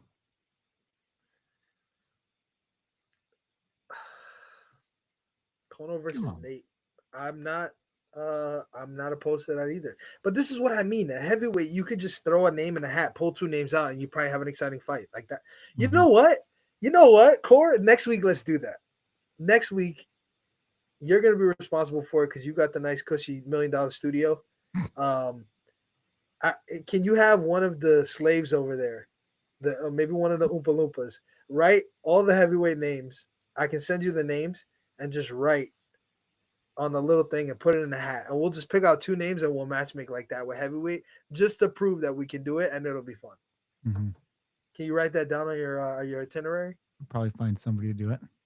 I think we can make it happen. And Otherwise, we got to do something digital, and I just don't know that that's gonna work. might have to overnight it, buddy. Long ladder to climb. I bet Ryan Wallace KOs, but I don't. But I even get the chance. I'm not sure. I quite understand. I didn't see it with siblings. I just saw pics of family. Yeah, it's just it was specifically brothers and sisters. But you and Azael, I mean, technically, yeah, it would be it would still the pun would still remain. You won, Azael lost. So, yeah, it might just be a family thing, man. I hate to say it. Like, So what's this Ryan Wallace KOs, but I I don't. don't know. I'm not exactly sure what he's trying to say. That's in Canadian. I don't read Canadian. Could Wallace drop? Blackburn, Could Wallace drop to 70? Did we ever discover that? he's in the welterweight rankings at number 10. So I think that was the intent. But I do think he's open to both. But I'd like to see him at 70. Yeah, I think he's a bit undersized for 85. Blackburn versus Trujillo at 55. I think Blackburn probably wants an opportunity to get his belt back at some point, but I don't know if 55 is the right. I don't know if 55 is the right place for that match to take place. I don't even know if Blackburn's. I mean, I think he can get down there. I just don't know what he looks like at 55. I'm not. I don't know that I'm intrigued at it. At the I idea of actually, you know what? Interesting. 55 I mean, that's interesting because Frank before. Frank always didn't want to run the dual belt I because bet he felt, Ryan Wallace KOs before I even get the chance. So I think he's saying Ryan Wallace will KO Dale Minner before Vince gets the opportunity to. Got it. But go ahead. Sorry, Frank said what? I was just saying Frank was always shying away from the double championship match of Trujillo versus Blackburn when they both had Yeah, I'm belts. not. But now that I mean, Blackburn doesn't have his belt, it's not the craziest thing in the world. yeah, Like, but I think the luster's gone to me personally. I don't who think that cares, them man? not It's being still both. fucking Blackburn, buddy. Come on, Yeah, man. but both of them not being champions takes a bit off of it for me. It What do you doesn't make mean a ton True of as a sense. champion? Come on. But Yeah, but I need them both to 100%. be champs. I like it both when they're I both think champions. you're on glue, buddy. DTP versus Bell for belt. Pono versus Darius for next up. I mean, I think Darius is getting a fucking like a layup because Pono's done the work. Uh, you know, Darius defeated Wes. I don't know that Pono needs another match, right? He beat James Seekman. He kind of avenged that loss. Um, he lost to Dor. His only loss in the ranked division since the show is to Dorian. So I mean, I think Darius probably needs one more. I don't know that Pono does. Where is the driver today? Driving. Me versus Blackburn 155. Vince, I don't hate it. I don't hate it. I just don't know that Blackburn wants to do that. Corey, did he say anything about that in the interview? You fucking dick rider. Come on. You tapped me up earlier. Vince, go back and watch the show. I fucking called for this. And that fucking motherfucker right there. You didn't say Vince Blackburn at 55. No shot. Oh, never mind. I'm Yeah, on say glue. sorry, bro. Say sorry, Yes, bro. What the I thought. fuck? Sorry, I thought. Never mind. My bad. My Yeah, bad. yeah. You thought that I was the thought that you were was where going the Trujillo. problem I thought you were started. going That Trujillo. was where the problem I thought you were started. going trio. I thought Vince was calling for a trio. Vince, I'm disappointed in you. You should have been calling for a trio. Come on. You're fucking pussying out. You're pussying straight out right now. Come on. He's doing the Canadian thing. I'm Pono seeing versus Akira sideways is right now. fire. Yeah, Seeing you know, sideways I here, don't dude. disagree. Dude, what All right. happened, We're bro? almost at 2 hours. I Did you get appreciate paid that you more guys all today or staying here what, for that buddy? long. Like, What is it? did you get a pay raise or something? Like for 2 hours, buddy? Like, No, you're fucking just going crazy. You just told me I'm a fucking dick rider. Like you said, I'm on the Robert Trujillo Express. I mean, you just been acting I crazy know, this man. whole time. Dude, Who does we're Allen fight next? Ooh, Corey, this is a good question for you. You love Allen and his fucking G strings. Alan Klingbeil. Who does Alan fight next? Alan He got thinks Alan he got thinks he mad at should get a me. rematch. He thinks he should get a rematch with Wolverine. I completely disagree. I don't think an immediate rematch. I got nothing against Allen. He's my fellow countryman, but no. Corey versus Ding in Dubai, I'd smoke him. That's not even a thing. He's way too little. I don't like the immediate title match. I don't. I don't know. Alan Greenhall's is intriguing, I think. Yeah, but don't dodge the question. Allen thinks he should get a title rematch right now, immediately. Do you agree? Tread carefully now, because Allen has your number. I Allen, understand he why. doesn't agree. Allen, he's not. Allen, he's not siding with you, bro. This guy's a fucking phony. He's a I, fraud. I don't think so, dude. Honestly, I don't. I'll be real. I don't. I want Rob, but I think I need to make 155 first. Ha! Vince Tracy is realistic, and your delusion is now finito. Wolverine versus Logan is going to happen. I agree with Brandon Bordeaux. I believe Wolverine versus Logan will probably happen, which is crazy because Wolverine's name is Logan. For those What? of you who know, you know. I didn't You know see, you that. don't even know. You don't even know because you're just like, Really? you're just out of touch, man. That's Wolverine's real name? Wolverine, the character, yeah, his real name is Logan. Oh, I thought you were talking about like Ron Beta. I thought you were like his real name was Logan. I was like, what? No, Wolverine, the character, his name Oh, is oh, Logan. okay. Gotcha. Allen versus Logan, I do not hate it, but I mean, if Allen wins, then what? Then it's a rematch of Wolverine. Like I don't know. And honestly, we don't have Wolverine for that much longer. He said in his interview with me, actually, I know I don't do interviews often, but sometimes I do. And I decided to ask him the hard questions, unlike Mr. Pillow Hands over here. And I asked him how many fights he's got left on his deal, and he said 2, maybe 3. And after that, it's going to be tough to do anything, money or any otherwise, to get him to be motivated to continue. So it sounds like he wants to get through those 2 or 3 pretty quickly here. So I don't know that he'll want to wait for Logan and Allen to get done and then all of that.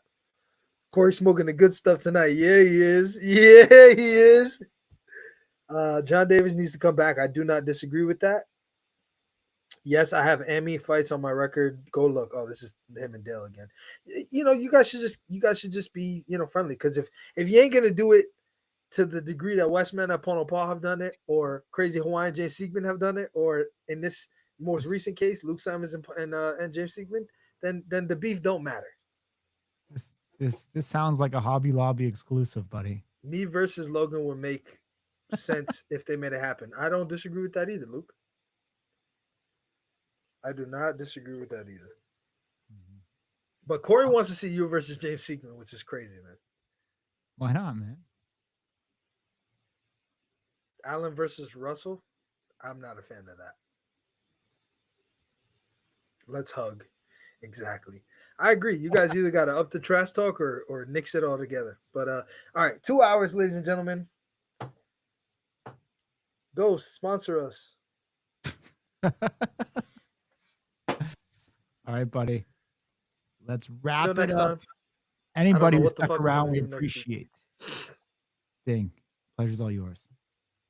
Well, please, next week, Corey, if you could ensure that those names are written off and put in a nice hat for the heavyweights. Yeah, take notes of that. Whoever he's looking at, please. And what? Go ahead, say it. Nothing, buddy. I can't get canceled, buddy. I can't get canceled. I'm gonna get Battle canceled. Battle of the Roommates. Too funny. No. And all jokes aside, I do hope that Luke Simons and James Siegman can work out their differences amicably. Um, they are in a business where they can't fight, so that would be the preferred kind of outcome here. All the legal stuff and all that, we don't want to see any of that. So hopefully all of that will clear up. We'll let you guys know what we can. Obviously, like I've said, from both guys, they're both good and okay. So that's kind of what we care about. All right, buddy. Well, let's end it. All right, my man. I've asked for West many times. The brass doesn't agree. I don't know if that's true. We'll see. Okay, I still want to slap him respectfully. Hey, man, that's the business you're in. But thank you guys. As always, a pleasure. Next week we'll be back here. We'll have some guests on for sure. We're gonna do the heavyweight thing. We're gonna make it happen. We're gonna put all the heavyweights' names in the hat that we can think of. Probably 20 or so athletes, and we just go pull names out, because my theory is you can pull 2 names out in the heavyweight division, any 2 names. It doesn't matter, and it's a fun matchup. So we will see next week. Tune in. Don't miss that. And it's been fun matchmaking. Maybe there's something to this. Maybe you guys will see more of that. But until next time, Wednesday, 6 p.m. on the West, 9 p.m. on the East, we will see you next week.